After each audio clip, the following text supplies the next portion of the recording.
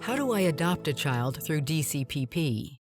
Many people will seek adoption of children through the Division of Child Protection and Permanency. And the ability to do that is going to depend on how the putative adoptive parent, the person that wants to adopt, becomes a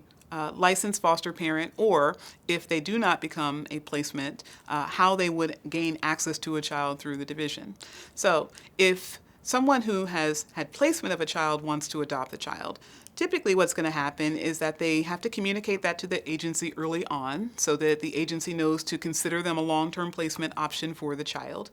And they have to walk a very thin, very delicate line between providing care for the child and creating a bond with the child that is a parent-child relationship, while at the same time recognizing that if the parent does resolve their issues, he or she may ultimately be reunified with the child.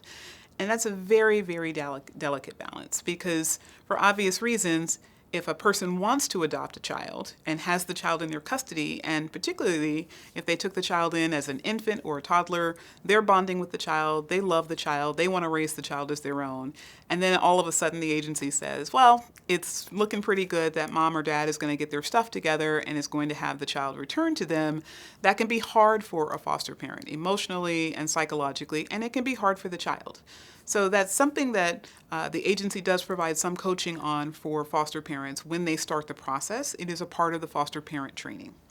If someone wants to adopt a child and they have not been involved with the agency and they simply decide that they're going to start that process, a lot of times we recommend that there be some form of psychological counseling for the foster parent going in so that they don't invest months or even years into caring for a child with an expectation of adoption that does not materialize.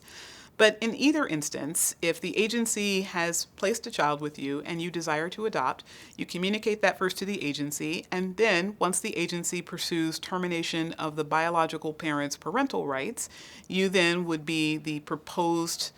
parent to step into the shoes of the parent once the parental rights are terminated. And in that instance, the agency is going to guide the process of getting you to and through the process of adoption of that child.